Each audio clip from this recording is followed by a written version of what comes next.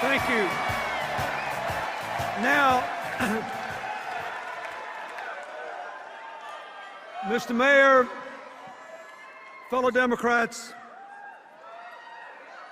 we are here to nominate a president. And I've got one in mind. I want to nominate a man whose own life has known its fair share of adversity and uncertainty. I want to nominate a man who ran for president to change the course of an already weak economy, and then just 6 weeks before his election saw it suffer the biggest collapse since the Great Depression. A man who stopped the slide into depression and put us on the long road to recovery, knowing all the while that no matter how many jobs that he saved or created, there'd still be millions more waiting, worried about feeding our own kids, trying to keep their hopes alive. I want to nominate a man who's cool on the outside,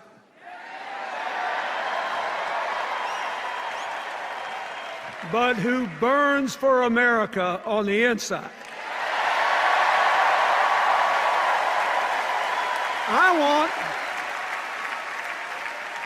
I want a man who believes with no doubt that we can build a new American dream economy driven by innovation and creativity, by education, and yes, by cooperation. And by the way, after last night, I want a man who had the good sense to marry Michelle Obama. Now,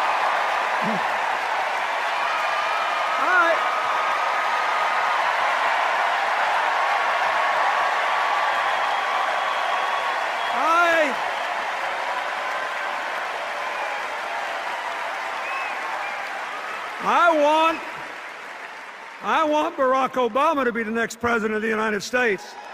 And I proudly nominate him to be the standard bearer of the Democratic Party.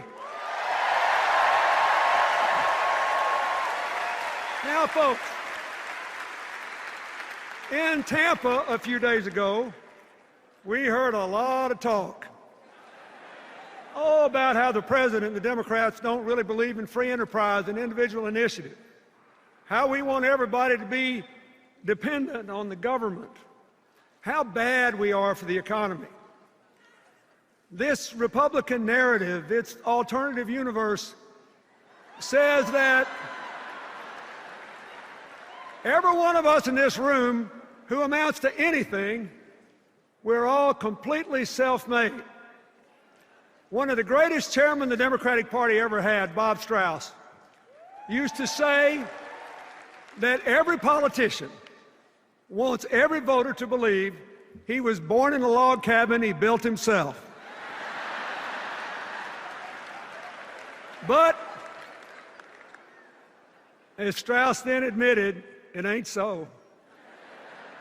We Democrats, we think the country works better with a strong middle class, with real opportunities for poor folks to work their way into it, with a relentless focus on the future, with business and government actually working together to promote growth and broadly shared prosperity. You see, we believe that we're all in this together is a far better philosophy than you're on your own. Now, so,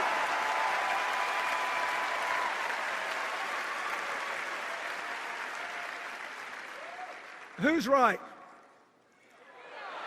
Well, since 1961, for 52 years now, the Republicans have held the White House 28 years, the Democrats 24. In those 52 years, our private economy has produced 66 million private sector jobs. So what's the job score? Republicans, 24 million, Democrats, 42.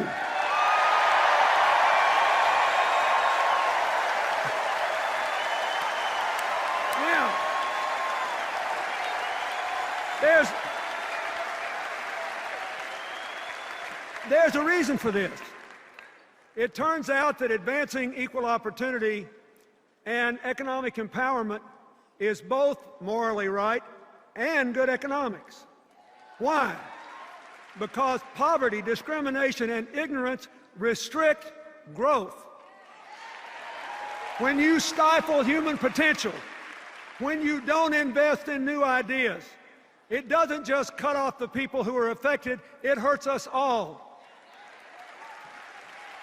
We know that investments in education and infrastructure and scientific and technological research increase growth. They increase good jobs and they create new wealth for all the rest of us.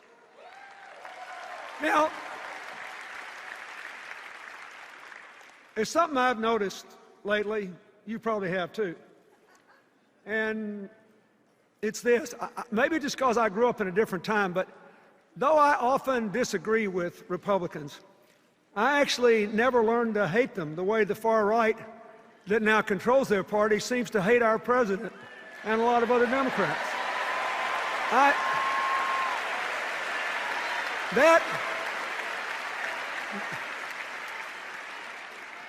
That would be impossible for me because President Eisenhower sent federal troops to my home state to integrate Little Rock Central High School. President Eisenhower built the interstate highway system. When I was a governor, I worked with President Reagan in his White House on the first round of welfare reform and with President George H.W. Bush on national education goals. I'm actually very grateful to, if you saw from the film what I do today, I have to be grateful, and you should be too, that President George W. Bush supported PEPFAR. It saved the lives of millions of people in poor countries. And I have been honored to work with both Presidents Bush on natural disasters in the aftermath of the South Asian tsunami, Hurricane Katrina, the horrible earthquake in Haiti. Through my foundation, both in America and around the world, I'm working all the time with Democrats, Republicans, and independents. Sometimes I couldn't tell you for the life who I'm working with because we focus on solving problems and seizing opportunities and not fighting all the time. And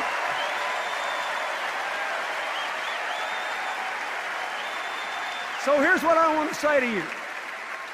And here's what I want the people at home to think about. When times are tough and people are frustrated and angry and hurting and uncertain, the politics of constant conflict may be good. But what is good politics does not necessarily work in the real world. What works in the real world is cooperation. What works in the real world is cooperation. Business and government, foundations and universities. Ask the mayors who are here.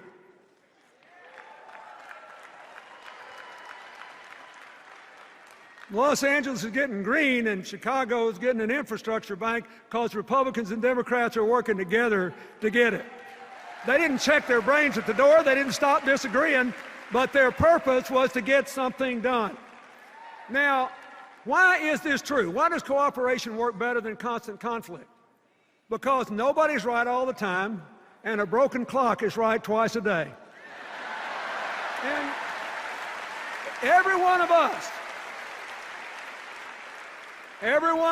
and every one of them, we're compelled to spend our fleeting lives between those two extremes, knowing we're never going to be right all the time and hoping we're right more than twice a day. Unfortunately, the faction that now dominates the Republican Party doesn't see it that way. They think government is always the enemy, they're always right, and compromise is weakness. Just in the last couple of elections, they defeated 2 distinguished Republican senators because they dared to cooperate with Democrats on issues important to the future of the country, even national security. They beat a Republican congressman with almost 100% voting record on every conservative score because he said he realized he did not have to hate the president to disagree with him. Boy, that was a non-starter, and they threw him out. One of the main reasons we ought to re-elect President Obama is that he is still committed to constructive cooperation. Look at his record. Look at his record. Look at his record. He appointed Republican secretaries of defense, the Army, and transportation. He appointed a vice president who ran against him in 2008. And he trusted that vice president to oversee the successful end of the war in Iraq and the implementation of the Recovery Act. And Joe Biden did a great job with both.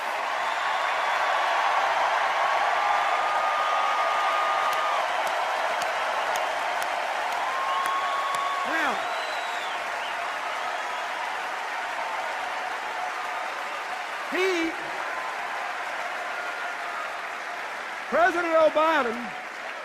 President Obama appointed several members of his cabinet, even though they supported Hillary in the primary.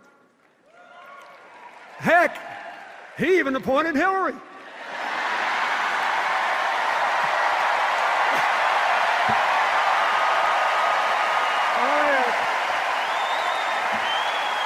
Now, wait a minute.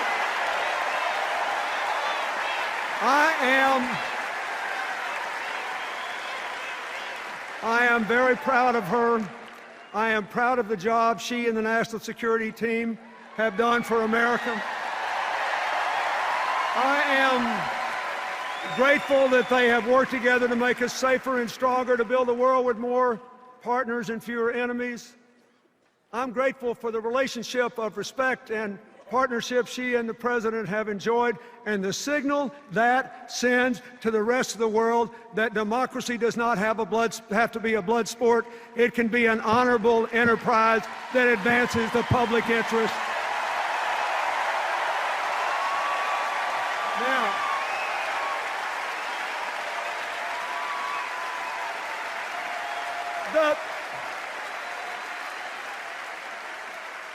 besides the National Security Team, I am very grateful to the men and women who've served our country in uniform through these perilous times.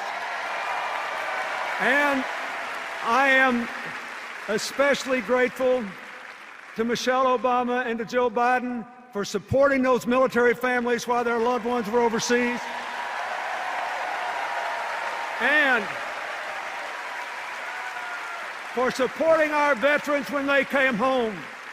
When they come home bearing the wounds of war or needing help to find education or jobs or housing. President Obama's whole record on national security is a tribute to his strength, to his judgment, and to his preference for inclusion and partnership over partisanship. We need more of it in Washington, D.C.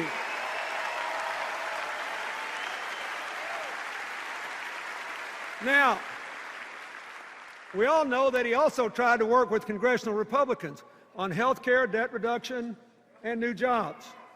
And that didn't work out so well. But it could have been because, as the Senate Republican leader said in a remarkable moment of candor 2 full years before the election, their number one priority was not to put America back to work. It was to put the president out of work. Well, wait a minute. Senator, I hate to break it to you, but we're going to keep President Obama on the job. Now, are you ready for that? Are you willing to work for it? Wait a minute.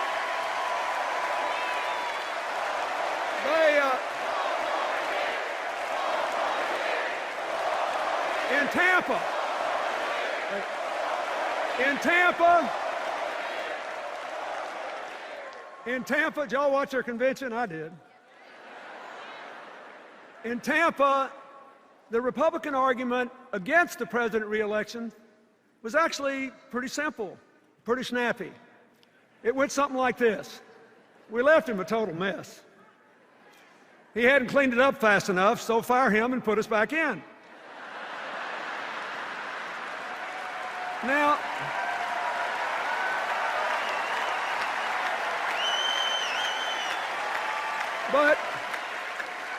but they did it well. They looked good, they sounded good. They convinced me that they all loved their families and their children and were grateful they'd been born in America and all. Really, I'm not being, they did. And this is important. They convinced me they were honorable people who believe what they've said and they're going to keep every commitment they've made. We just got to make sure the American people know what those commitments are. Because in order to look like an acceptable, reasonable, moderate alternative to President Obama, they just didn't say very much about the ideas they've offered over the last 2 years. They couldn't. Because they want to go back to the same old policies that got us in trouble in the first place. They want to cut taxes for high-income Americans even more than President Bush did. They want to get rid of those pesky financial regulations designed to prevent another crash and prohibit future bailouts. They want to actually increase defense spending over a decade $2 trillion more than the Pentagon has requested, without saying what they'll spend it on. And they want to make enormous cuts in the rest of the budget, especially programs that help the middle class and poor children. As another president once said, there they go again. Now, I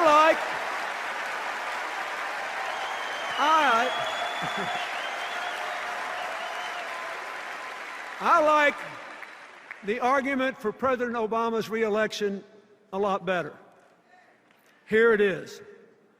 He inherited a deeply damaged economy. He put a floor under the crash. He began the long, hard road to recovery and laid the foundation for a modern, more well-balanced economy that will produce millions of good new jobs, vibrant new businesses, and lots of new wealth for innovators.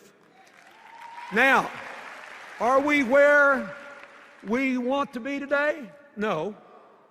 Is the president satisfied? Of course not. But are we better off than we were when he took office? Listen to this. Listen to this. Everybody's forgotten. Everybody's forgotten. When President Barack Obama took office, the economy was in free fall. It had just shrunk 9 full percent of GDP. We were losing 750,000 jobs a month. Are we doing better than that today? The answer is yes.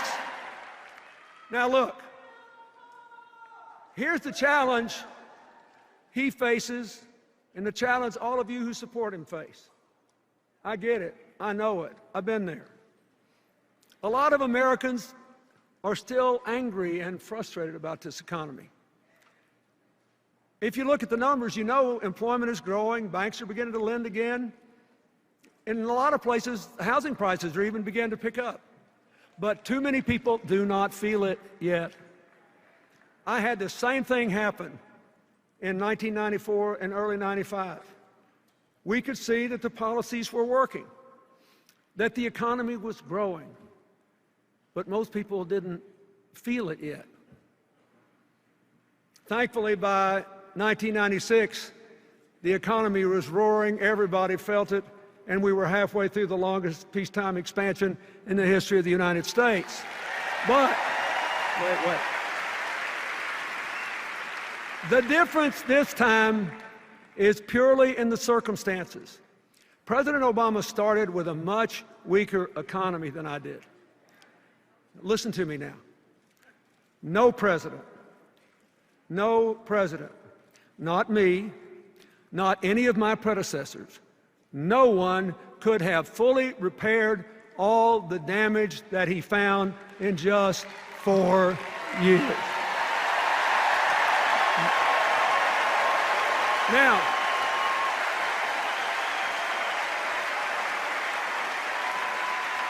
but he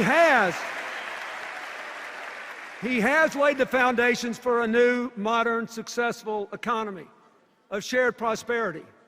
And if you will renew the president's contract, you will feel it. You will feel it.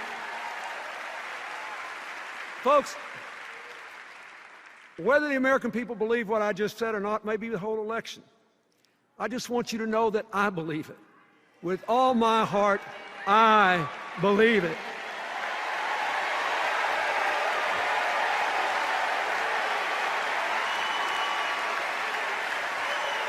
Now, why do I believe it? I'm fixing to tell you why. I believe it because President Obama's approach embodies the values, the ideas, and the direction America has to take to build the 21st century version of the American dream, a nation of shared opportunities, shared responsibilities, shared prosperity, a shared sense of community. So let's get back to the story. In 2010, as the president's recovery program kicked in, the job losses stopped, and things began to turn around. The Recovery Act saved or created millions of jobs and cut taxes, let me say this again, cut taxes for 95% of the American people. In the last 29 months, our economy has produced about 4.5 million private sector jobs. We could have done better, but last year the Republicans blocked the president's job plan, costing the economy more than 1 million new jobs. So here's another job score. President Obama plus 4.5 million. Congressional Republicans, 0. During this period,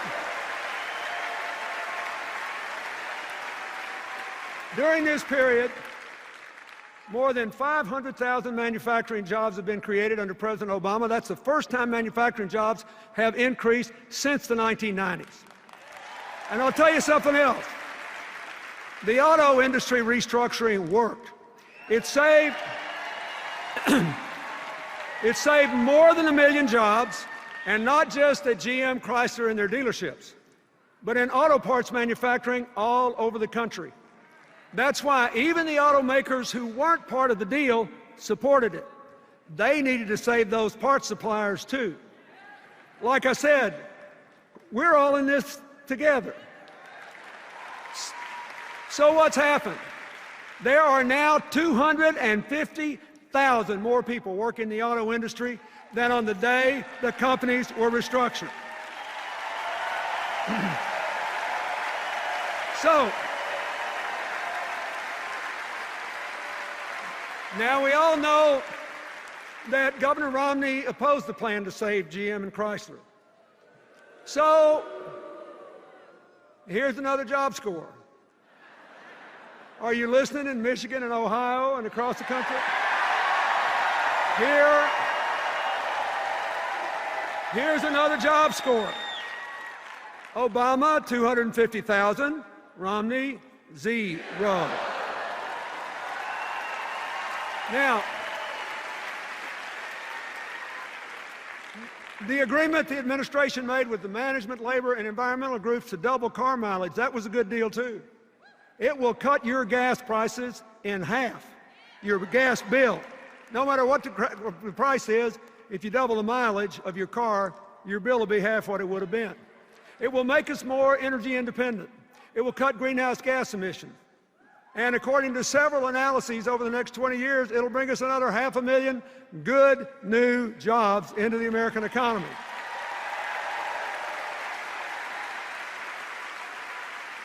The president's energy strategy, which he calls all of the above, is helping too. The boom in oil and gas production, combined with greater energy efficiency, has driven oil imports to a near 20-year low and natural gas production to an all-time high. And renewable energy production has doubled.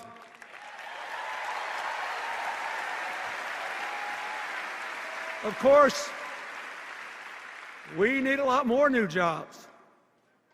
But there are already more than 3 million jobs open and unfilled in America.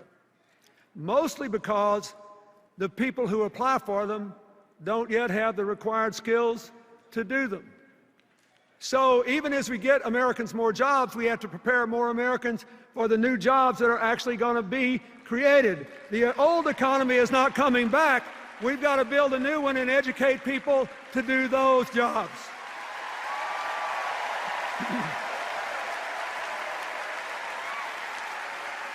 The President and his Education Secretary have supported community colleges and employers in working together to train people for jobs that are actually open in their communities. And even more important, after a decade in which exploding college costs have increased the dropout rate so much that the percentage of our young people with four-year college degrees has gone down so much that we have dropped to 16th in the world in the percentage of young people with college degrees. So, the President's student loan reform is more important than ever. Here's what it does. Here's what it does. You need to tell every voter where you live about this.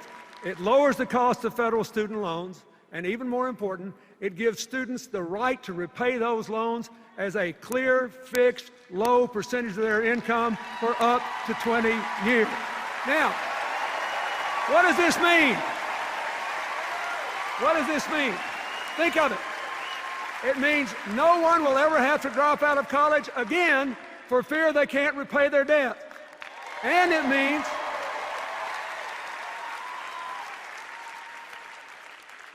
means that if someone wants to take a job with a modest income, a teacher, a police officer, if they want to be a small town doctor in a little rural area, they won't have to turn those jobs down because they don't pay enough to repay the debt. Their debt obligation will be determined by their salary. This will change the future for young Americans.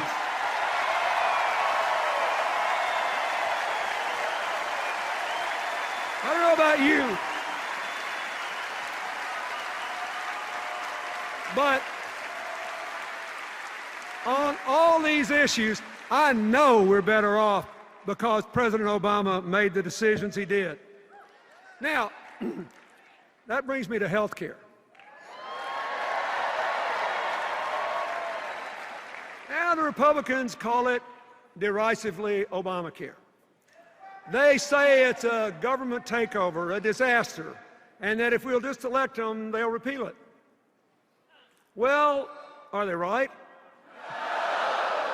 Let's take a look at what's actually happened so far. First, individuals and businesses have already gotten more than $1 billion in refunds from insurance companies because the new law requires 80 to 85% of your premium to go to your health care, not profits or promotion. And the gains are even greater than that because a bunch of insurance companies have applied to lower their rates to comply with the requirement. Second, more than 3 million young people between 19 and 25 are insured for the first time because their parents' policies can cover them. Third, millions of seniors are receiving preventive care, all the way from breast cancer screenings to tests for heart problems and scores of other things, and younger people are getting them too. Fourth, soon the insurance companies, not the government, the insurance companies will have millions of new customers, many of them middle-class people with pre-existing conditions who never could get insurance before. Now, finally, listen to this. For the last 2 years, after going up at 3 times the rate of inflation for a decade, for the last 2 years, health care costs have been under 4% in both years for the first time in 50 years. So,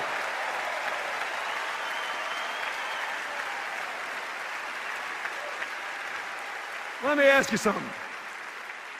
Are we better off because President Obama fought for health care reform? You bet we are. Now, there were 2 other attacks on the president in Tampa I think deserve an answer. First, both Governor Romney and Congressman Ryan attacked the president for allegedly robbing Medicare of $716 billion. That's the same attack they leveled against the Congress in 2010. And they got a lot of votes on it.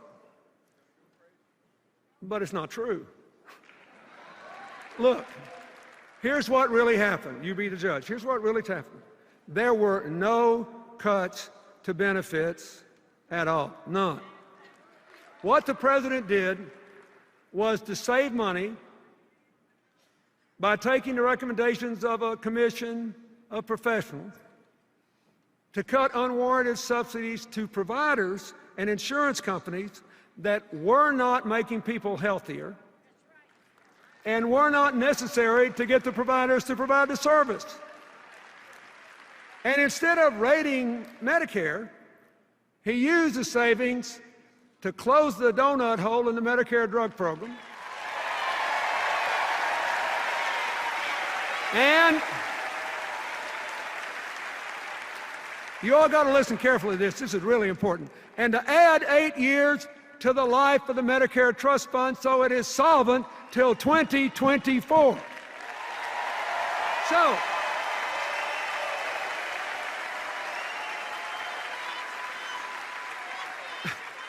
So President Obama and the Democrats didn't weaken Medicare, they strengthened Medicare. Now, when Congressman Ryan looked into that TV camera and attacked President Obama's Medicare savings as, quote, the biggest, coldest power play, I didn't know whether to laugh or cry. Because that $716 billion is exactly to the dollar the same amount of Medicare savings that he has in his own budget.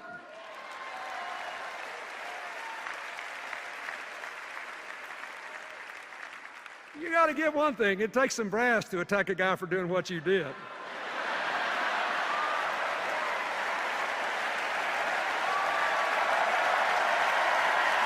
Well,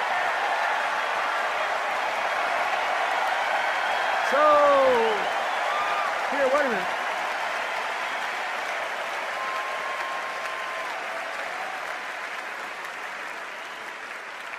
Now, you're having a good time, but this is getting serious. I want you to listen. It's important, because a lot of people believe this stuff. Now, at least on this issue, and this one issue, Governor Romney has been consistent. He attacked President Obama too, but he actually wants to repeal those savings and give the money back to the insurance company. He wants to go back to the old system, which means we'll reopen the donut hole and force seniors to pay more for drugs, and we'll reduce the life of the Medicare Trust Fund by 8 full years. So, if he's elected, and if he does what he promised to do, Medicare will now grow broke in 2016. Think about that. That means, after all, we won't have to wait until their voucher program kicks in 2023 to see the end of Medicare as we know it. They're going to do it to us sooner than we thought. Now, folks, this is serious because it gets worse. And you won't be laughing when I finish telling you this. They also want to block grant Medicaid and cut it by 1/3 over the coming 10 years. Of course, that's going to really hurt a lot of poor kids. But that's not all. A lot of folks don't know it, but nearly 2/3 of Medicaid is spent on nursing home care for Medicare seniors who are eligible for Medicaid. It's going to end Medicare as we know it. And a lot of that money is also spent to help people with disabilities, including a lot of middle-class families whose kids have Down syndrome or autism or other severe conditions. And honestly, just think about it. If that happens, I don't know what those families are going to do. So I know what I'm going to do. I'm going to do everything I can to see that it doesn't happen. We can't let it happen. We can't.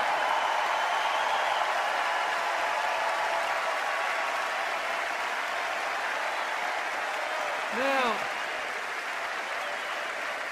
wait a minute.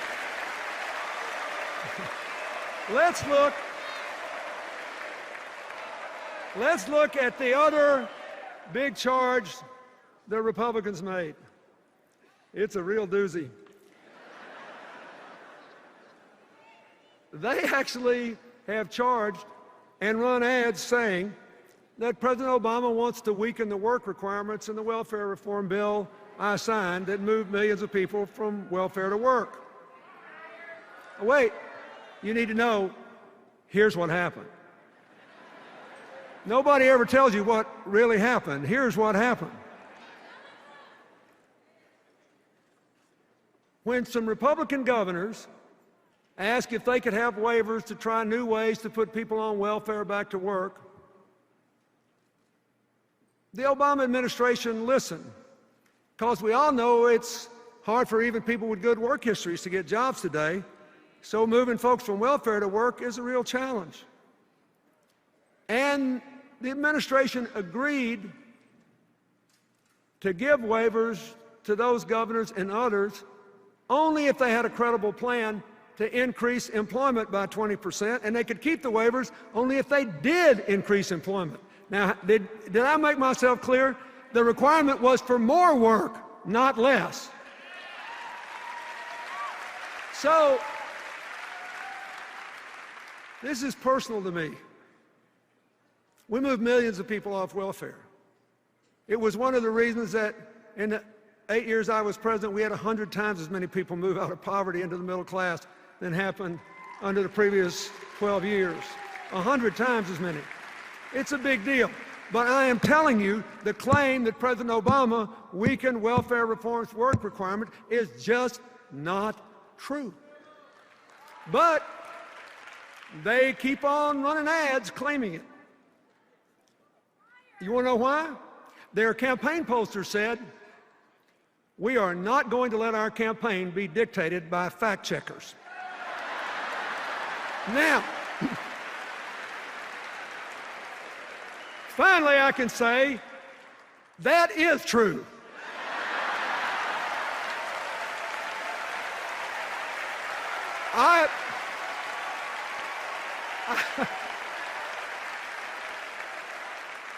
I couldn't have said it better myself. And I hope you and every American within the sound of my voice remembers it every time they see one of those ads and it turns into an ad to re-elect Barack Obama and keep the fundamental principles of personal empowerment and moving everybody who can get a job into work as soon as we can.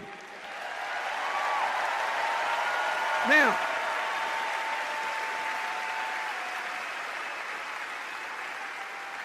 let's talk about the debt. Today, interest rates are low, lower than the rate of inflation. People are practically paying us to borrow money, hold their money for them. But it will become a big problem when the economy grows and interest rates start to rise. We've got to deal with this big long-term debt problem, or it will deal with us. It'll gobble up a bigger and bigger percentage of the federal budget we'd rather spend on education and health care and science and technology.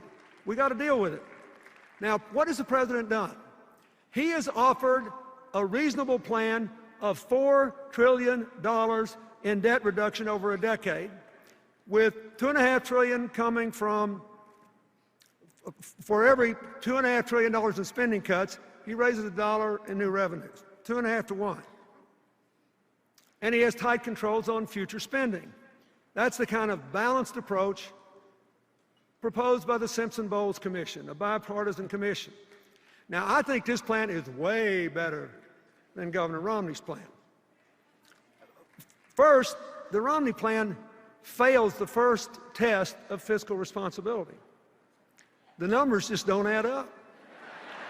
I mean, consider this. What would you do if you had this problem? Somebody says, oh, we got a big debt problem, we got to reduce the debt.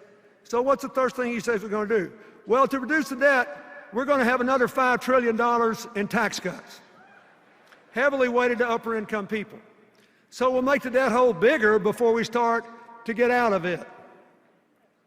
Now, when you say, what are you going to do about this $5 trillion you just added on?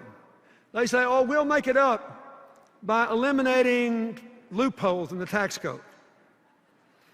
So then you ask, well, which loopholes and how much? You know what they say? See me about that after the election. I'm not making it up. That's their position. See me about that after the election. Now, people ask me all the time how we got 4 surplus budgets in a row. What new ideas did we bring to Washington? I always give a one-word answer. Arithmetic.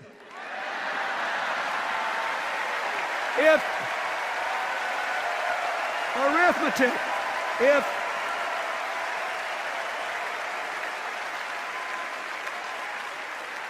If they stay with this $5 trillion tax cut plan in a debt reduction plan, the arithmetic tells us, no matter what they say, one of 3 things is about to happen. One, assuming they try to do what they say they'll do, cover it by deductions, cutting those deductions. One, they'll have to eliminate so many deductions, like the ones for home mortgages and charitable giving, that middle-class families will see their tax bills go up an average of $2,000, while anybody who makes $3 million or more will see their tax bill go down $250,000. Or, 2, they'll have to cut so much spending that they'll obliterate the budget for the national parks, for ensuring clean air, clean water, safe food, safe air travel. They'll cut way back on Pell Grants, college loans, early childhood education, child nutrition programs, all the programs that help to empower middle-class families and help poor kids. Oh, they'll cut back on investments in roads and bridges and science and technology and biomedical research. That's what they'll do. They'll hurt the middle class and the poor and put the future on hold to give tax cuts to upper income people who've been getting it all along. Or 3, in spite of all the rhetoric, they'll just do what they've been doing for more than 30 years. They'll go in and cut the taxes way more than they cut spending, especially with that big defense increase, and they'll just explode the debt and weaken the economy. And they'll destroy the federal government's ability to help you by letting interest gobble up all your tax payments. Don't you ever forget, when you hear them talking about this, that Republican economic policies quadrupled the national debt before I took office, in the 12 years before I took office, and double the debt in the 8 years after I left, because it defied arithmetic.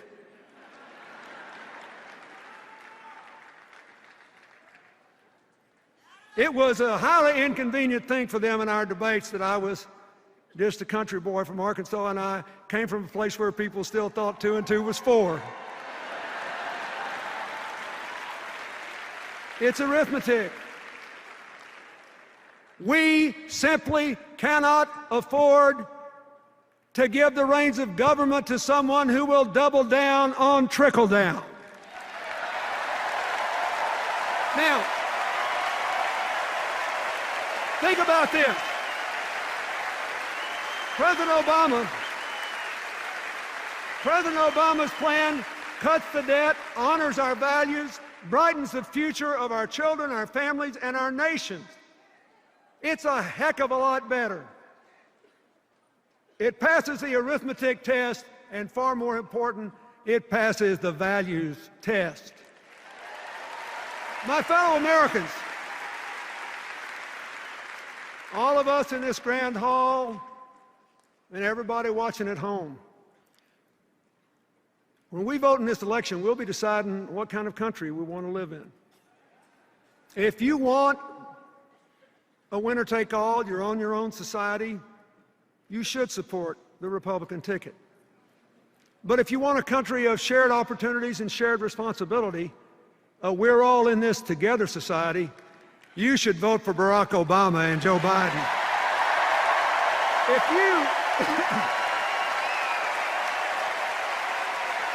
If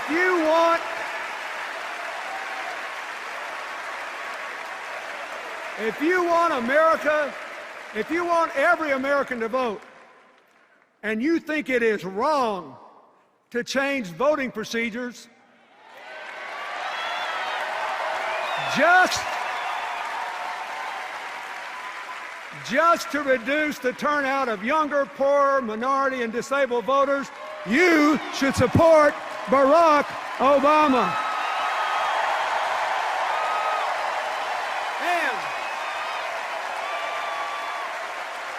And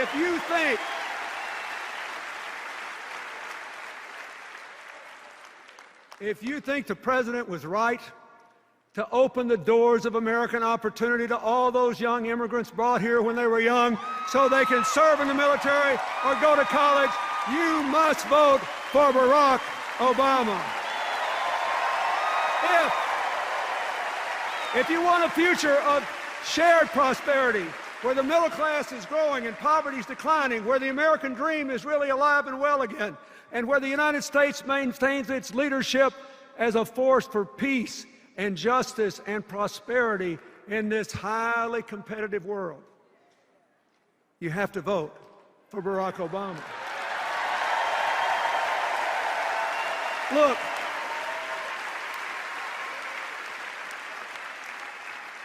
I love our country so much, and I know we're coming back. For more than 200 years, through every crisis, we've always come back. People have predicted our demise ever since George Washington was criticized for being a mediocre surveyor with a bad set of wooden false teeth. And so far, every single person that's bet against America has lost money, because we always come back. We come through every fire a little stronger and a little better.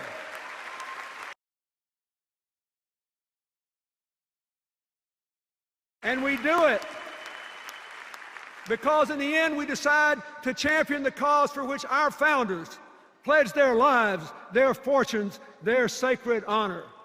The cause of forming a more perfect union. My fellow Americans, if that is what you want, if that is what you believe, you must vote and you must re-elect President Barack Obama. God bless you, and God bless America.